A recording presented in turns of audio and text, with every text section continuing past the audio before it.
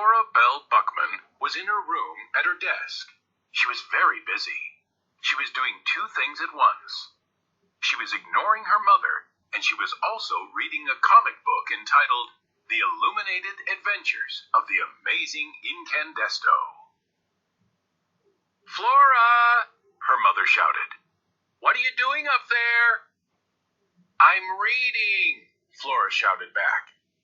"Remember the contract," her mother shouted. "Do not forget the contract." At the beginning of summer, in a moment of weakness, Flora had made the mistake of signing a contract that said she would work to turn her face away from the idiotic hijinks of comics and toward the bright light of true literature. Those were the exact words of the contract. They were her mother's words. Flora's mother was a writer. She was divorced, and she wrote romance novels. Talk about idiotic hijinks. Flora hated romance novels. In fact, she hated romance. "I hate romance," said Flora out loud to herself. She liked the way the words sounded. She imagined them floating above her in a comic strip bubble.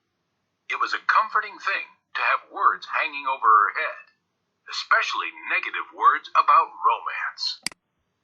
"I hate romance." Flora's mother had often accused Flora of being a natural-born cynic. Flora suspected that this was true.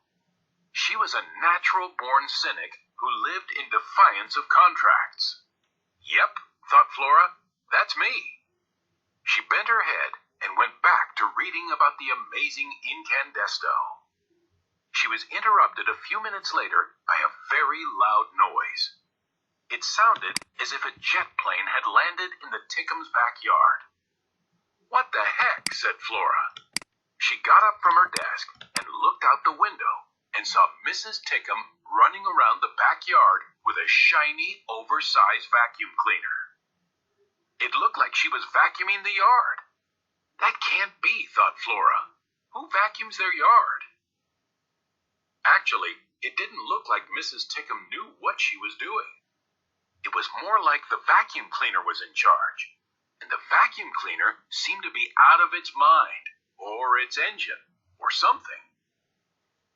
"A few bolts shy of a load," said Flora out loud. And then she saw that Mrs. Tickum and the vacuum cleaner were headed directly for a squirrel.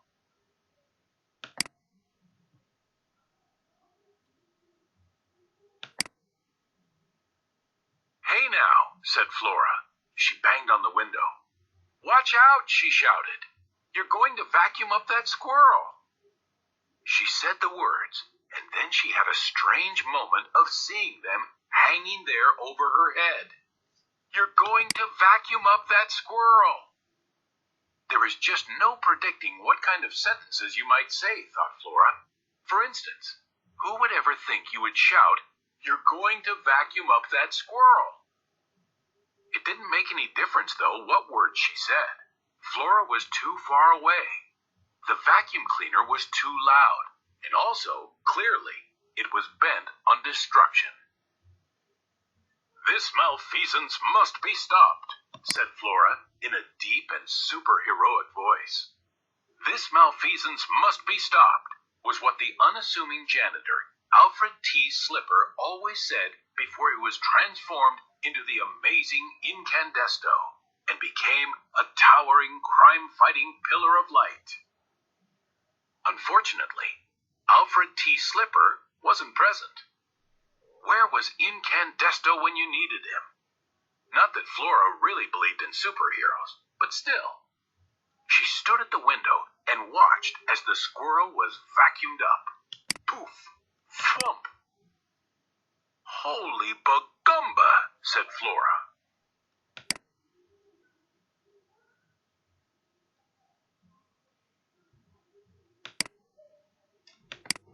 Not much goes on in the mind of a squirrel. Huge portions of what is loosely termed the squirrel brain are given over to one thought: food. The average squirrel cogitation goes something like this: "I wonder what there is to eat." This thought is then repeated with small variations. For example, where's the food? Man, I sure am hungry. Is that a piece of food? And are there more pieces of food? Some 6,000 or 7,000 times a day. All of this is to say that when the squirrel in the Tickums' backyard got swallowed up by the Ulysses 2000X, there weren't a lot of terribly profound thoughts going through his head. As the vacuum cleaner roared toward him, he did not, for instance, think, "Here at last is my fate come to meet me." He did not think, "Oh, please, give me one more chance and I will be good." What he thought was, "Man, I sure am hungry." And then there was a terrible roar, and he was sucked right off his feet. At that point, there were no thoughts in his squirrel head, not even thoughts of food. Profound. A profound thought is one that is deep and meaningful. Seemingly swallowing a squirrel was a bit much, even for the powerful, indomitable, indoor-outdoor Ulysses 2000X. Mrs. Tickums' birthday machine let out an uncertain roar and stuttered to a stop.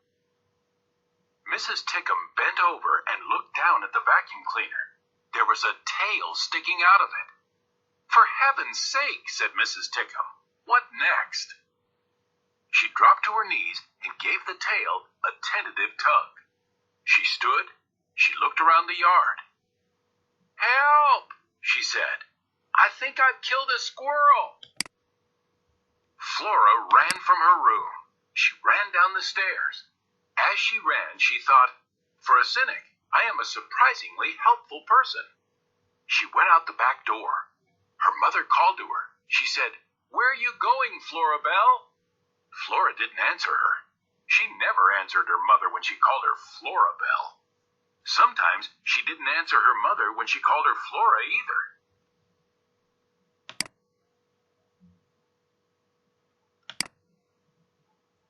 Flora ran through the tall grass and cleared the fence between her yard and the Tickums' in a single bound. "Move out of the way," said Flora. She gave Mrs. Tickum a shove and grabbed hold of the vacuum cleaner. It was heavy. She picked it up and shook it. Nothing happened. She shook harder. The squirrel dropped out of the vacuum cleaner and landed with a plop on the grass. He didn't look that great. He was missing a lot of fur. Vacuumed off, Flora assumed. His eyelids fluttered. His chest rose and fell and rose again. And then it stopped moving altogether. Flora knelt. She put a finger on the squirrel's chest. At the back of each issue of the Illuminated Adventures of the Amazing Incandesto, there was a series of bonus comics.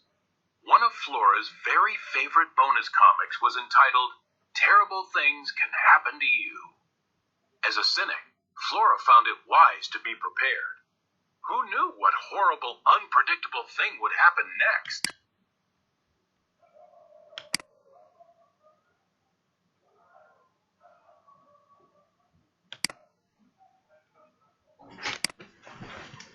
Terrible Things Can Happen to You detailed what action to take if you inadvertently consumed plastic fruit. This happened more often than you would suppose. Some plastic fruit was extremely realistic looking. How to perform the Heimlich maneuver on your elderly Aunt Edith if she choked on a stringy piece of steak at an all-you-can-eat buffet. What to do if you're wearing a striped shirt and a swarm of locusts descended. Run. Locusts eat stripes. And of course, how to administer everyone's favorite life-saving technique, CPR. Terrible Things Can Happen to You did not, however, detail exactly how someone was supposed to give CPR to a squirrel. Inadvertently. If you act inadvertently, you do something by mistake or without realizing it. Consumed. If you consumed something, you ate it.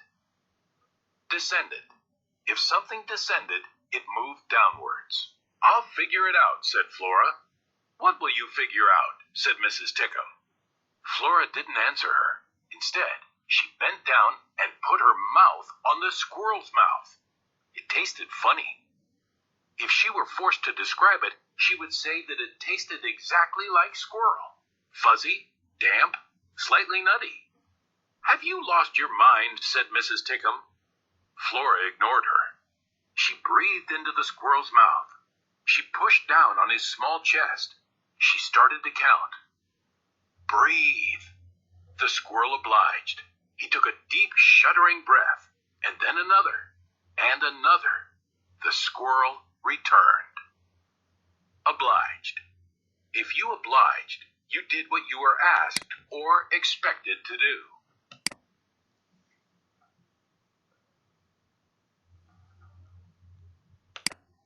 The squirrel was a little unsteady on his feet. His brain felt larger, roomier. It was as if several doors in the dark room of his self, doors he hadn't even known existed, had suddenly been flung wide. Everything was shot through with meaning, purpose, light. However, the squirrel was still a squirrel, and he was hungry. Very. Who can say what astonishments are hidden inside the most mundane being? Mundane. Someone who is mundane is ordinary and often dull.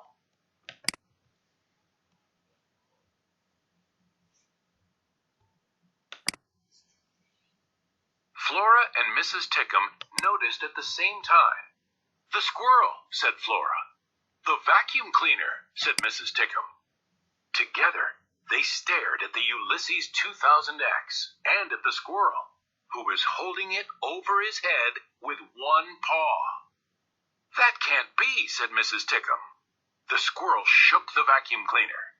"That can't be," said Mrs. Tickum. "You already said that," said Flora. "I'm repeating myself?" "You're repeating yourself." "Maybe I have a brain tumor," said Mrs. Tickum. It was certainly possible that Mrs. Tickum had a brain tumor. Flora knew from reading, terrible things can happen to you, that a surprising number of people were walking around with tumors in their brains and didn't even know it. That was the thing about tragedy. It was just sitting there, keeping you company, waiting, and you had absolutely no idea. This was the kind of helpful information you could get from the comics if you paid attention. The other kind of information that you absorbed from the regular reading of comics, most particularly from the regular reading of the illuminated adventures of the amazing Incandesto, was that impossible things happened all the time. For instance, heroes, superheroes, were born of ridiculous and unlikely circumstances. Spider bites, chemical spills, planetary dislocation, and, in the case of Alfred T. Slipper, from accidental submersion in an industrial-sized vat of cleaning solution called Incandesto, the cleaning professional's hard-working friend. "I don't think you have a brain tumor," said Flora. "There might be another explanation." "Uh-huh," said Mrs. Tickum. "What's the other explanation?" "Have you ever heard of Incandesto?" "What?" said Mrs. Tickum. "Who?" said Flora. "Incandesto is a who.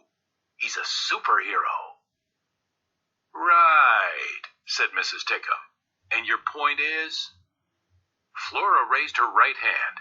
She pointed with a single finger at the squirrel. "Surely you're not implying," said Mrs. Tickum. The squirrel lowered the vacuum cleaner to the ground. He held himself very still. He considered both of them. His whiskers twitched and trembled. There were cracker crumbs on his head.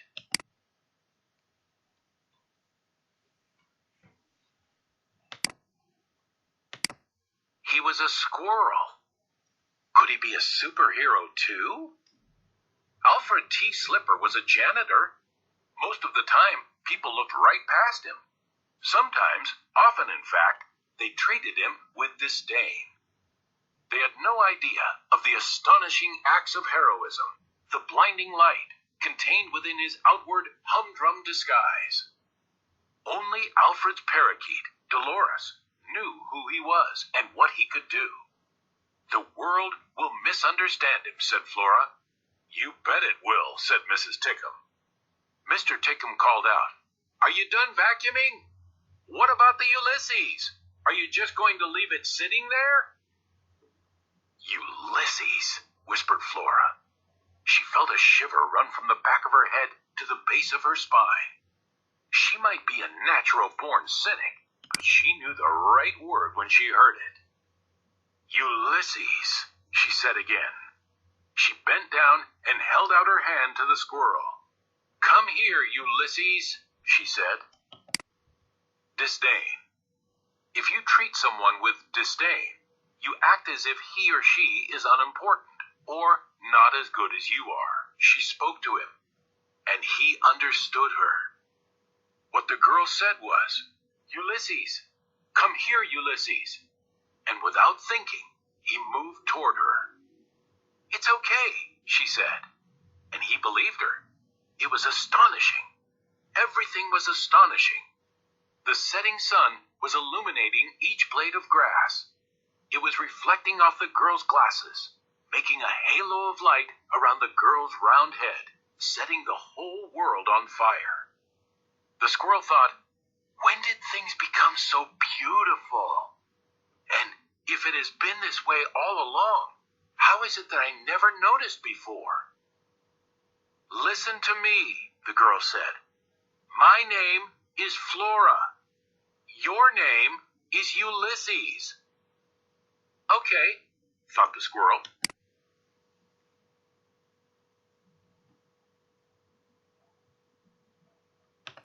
She put her hand on him. She picked him up. She cradled him in her left arm. He felt nothing but happiness. Why had he always been so terrified of humans?